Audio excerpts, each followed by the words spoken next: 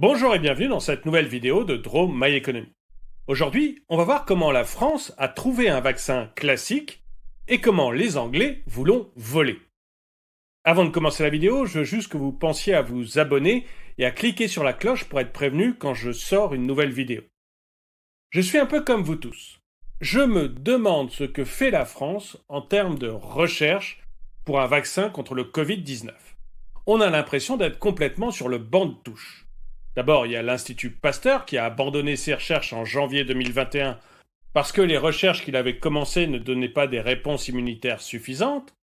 Et puis, il y a le Big Pharma français, Sanofi, qui ne semble pas tellement avancé. En fait, il a 2 vaccins en cours de recherche, un qui va être mis au point avec l'anglais GSK et qui devrait arriver à la fin de l'année, et l'autre qui devrait être un vaccin à ARN messager fait avec une société américaine, Translate Bio, mais qui lui n'arrivera pas avant 2022. Du coup, on a l'impression d'être complètement largué sur les vaccins. Mais Anna, qui est une abonnée de la chaîne, vient de me dire que sa société, elle, avait trouvé quelque chose depuis longtemps. Anna Lise de Sang travaille chez Valneva. Valneva, c'est une société française qui existe depuis 2013 et qui est à Saint-Herblain, près de Nantes. Alors oui, je veux aussi vous prévenir que la vidéo d'aujourd'hui aura peut-être un peu moins de blagues que d'habitude. Parce que quand je fais des blagues sur les laboratoires ou les chimistes, j'ai rarement des réactions. Mais revenons à Anna Lise de Sang et à Valneva. Valneva, c'est donc une entreprise française dont le siège est à Nantes et qui a 600 salariés dans 6 pays différents, dont l'Écosse. Et cette société, elle est spécialisée dans les vaccins. Elle en produit 2 actuellement, un contre l'encéphalite japonaise et l'autre contre le choléra, et elle en a 3 en étude, un contre la maladie de Lyme, l'autre contre le chikungunya, et le 3e, évidemment, contre le Covid. Et chez Valneva, Anna travaille justement sur la technologie contre le Covid. Alors, la stratégie de ce vaccin est classique. C'est-à-dire qu'on prend le virus entier, qu'on rend inoffensif, on y ajoute des adjuvants, et on l'injecte à une personne. La personne développe alors des anticorps qui vont se battre contre le virus.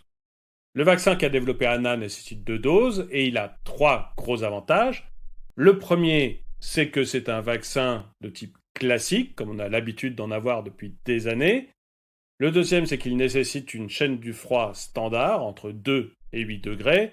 Et le troisième, c'est qu'il peut convenir pour des vaccinations de rappel. En plus, il semble qu'il est très efficace contre les variants.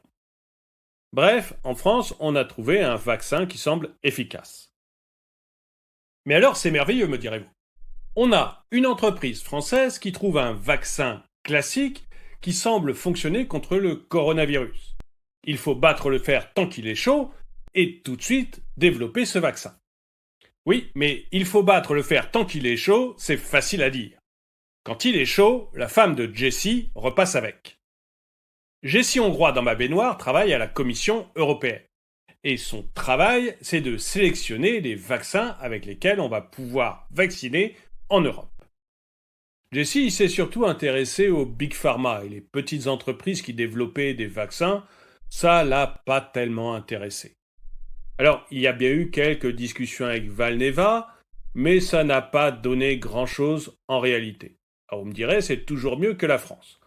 En France, on a demandé à Estelle de s'occuper de tout ce qui est vaccination.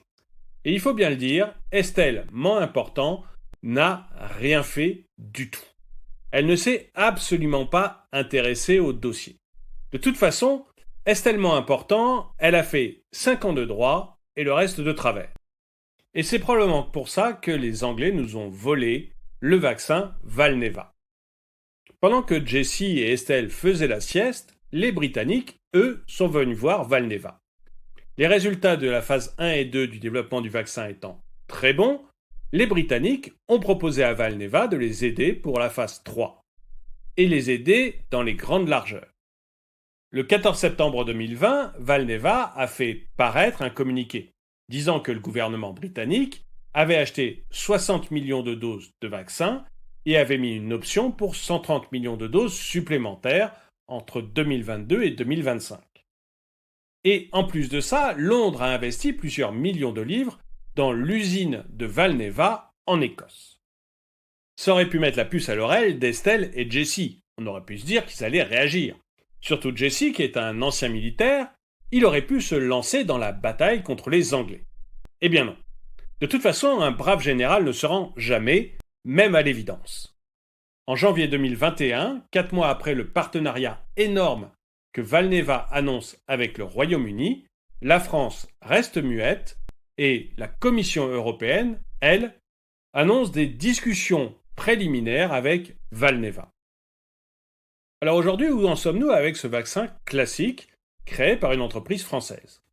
Eh bien, le test de phase 3 va se dérouler au Royaume-Uni grâce à l'usine écossaise et surtout grâce à l'énergie du gouvernement anglais.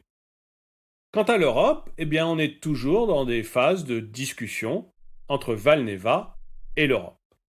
Des phases de discussion qui ne semblent pas du tout avancées et qui de toute façon vont avoir peu d'importance maintenant puisque le marché est déjà conclu. Le gouvernement britannique aura la priorité sur les doses. Alors je vais vous dire ce que j'en pense. Certes, on peut reprocher à la Commission européenne d'avoir été trop lente, de ne pas avoir regardé assez rapidement ce dossier et de ne pas avoir travaillé dessus. Et c'est une des raisons pour lesquelles les Britanniques ont pu nous voler, entre guillemets, ce vaccin. Mais surtout, on peut reprocher à la France de n'avoir carrément rien fait. Parce que, techniquement, rien n'empêchait la France de commencer des discussions avec Valneva sans passer par l'Union européenne. Et on a vraiment l'impression qu'en France, la recherche est au niveau zéro. Les géants comme Pasteur ou Sanofi n'arrivent pas à trouver de vaccin, et les petits, quand ils en trouvent, sont obligés d'aller au Royaume-Uni pour pouvoir les développer. Du côté du gouvernement et de l'administration française, c'est silence radio. Et ça me donne de plus en plus l'impression d'être dans un système qui est en bout de course. Mais vous, qu'est-ce que vous en pensez ?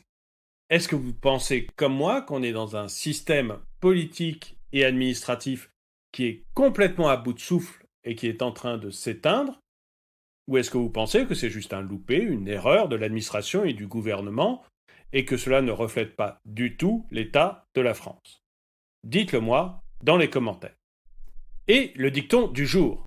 Un dicton spécial administration française. L'ennui porte conseil. Merci d'avoir regardé cette vidéo, mettez-lui un pouce vers le haut, commentez-la, partagez-la.